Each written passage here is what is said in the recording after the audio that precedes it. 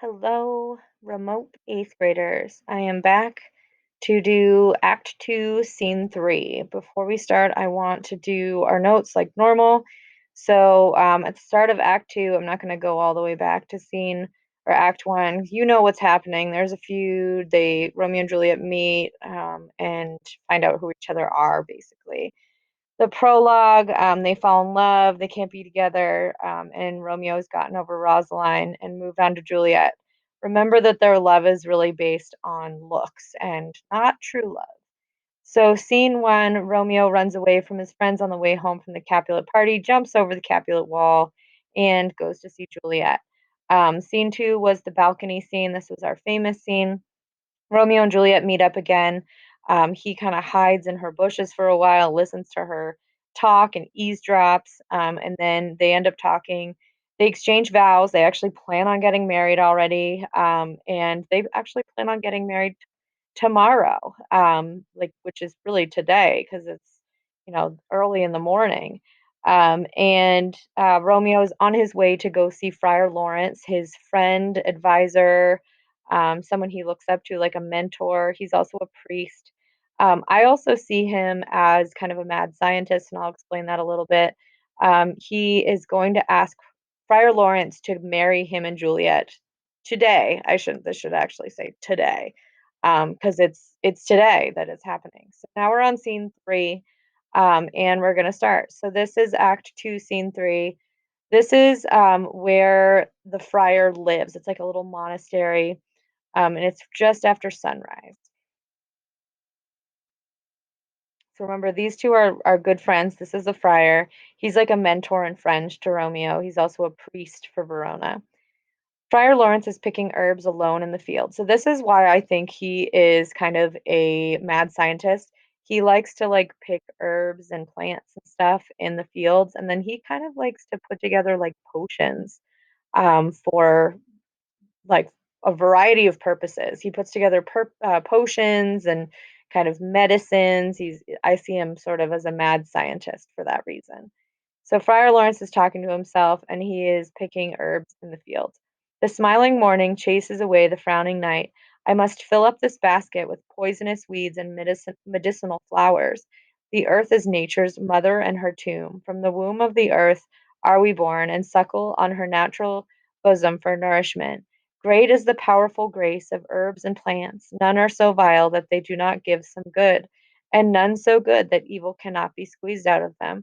Virtue itself can turn to vice if misapplied, and vice be justified by some right action. So basically, he is picking flowers. He's talking about how we are like people of the earth, and herbs and plants are very powerful. Some are evil, some are good, and kind of they all, plants and flowers and herbs have a variety of purposes.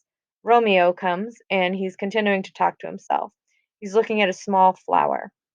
He says, "Within the rind of this small flower poison doth live, and medicine power, for this being smelled cheers all part, being tasted stops all senses in the heart. This difference that lives in herbs lies also in men, both grace and ill will." He's looking at a little flower and he's saying, in this small flower, there's poison, but there's also medicine. He says, if it's smelled, it cheers all parts. It like makes you happy and makes you feel good. If you taste it, it's poison and it stops your senses and it stops your heart. So he's talking about good and evil in this flower. He's also talking about good and evil in men and women and humans as well. Just kind of being thoughtful, thinking to himself. Here is Romeo. "Good morrow, father." He says, "Good morning, father." This is not his actual father. This is like father as in a priest. Friar Lawrence. "Blessings upon thee, 'tis early morning. Untroubled youth doth sleep golden in their bed at this hour. Art thou so early up due to some anxiety? Is it not?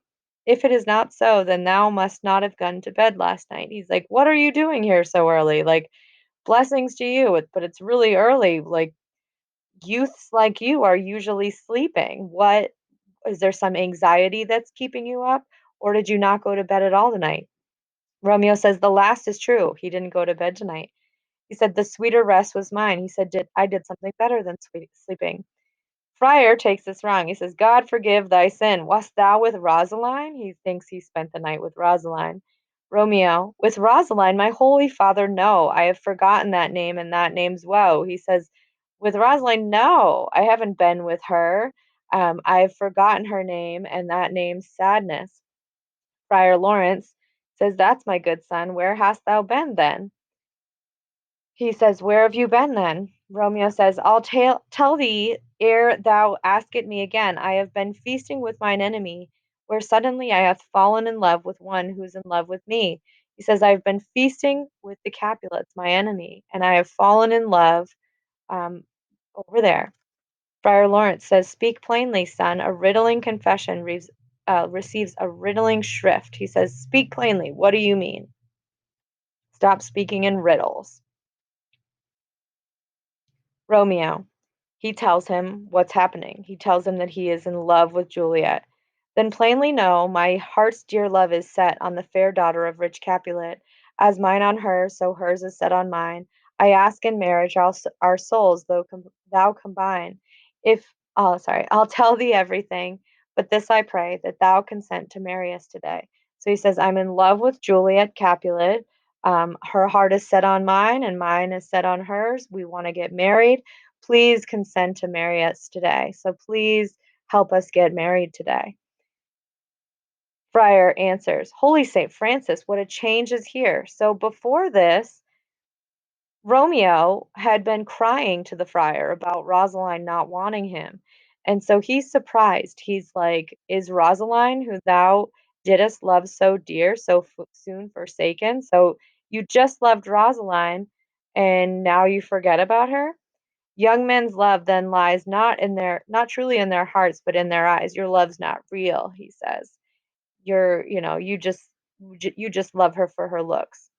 Thou chidest me oft for loving Rosaline. So he says, you chide me, you scold me for loving Rosaline.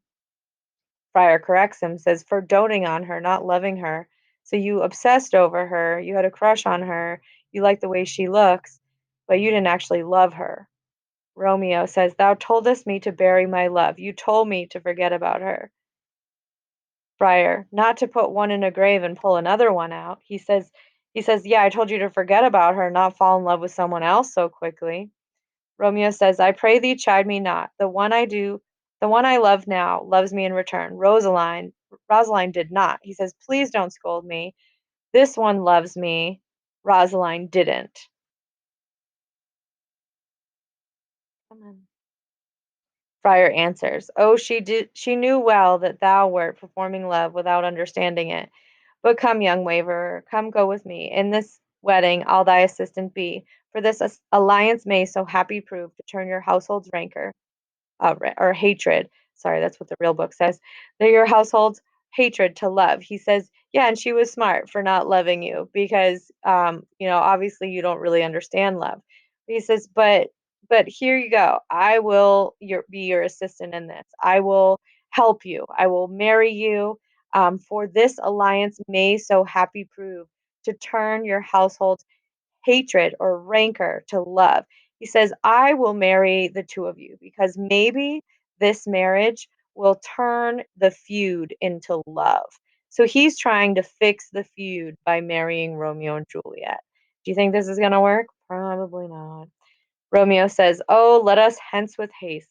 Let's get this show on the road. Let's get married." Friar, wisely as slowly, they that run fast do stumble. So he says, like, slow it down. Like, I'll marry you guys, but, like, slow it down a little bit. And then exits.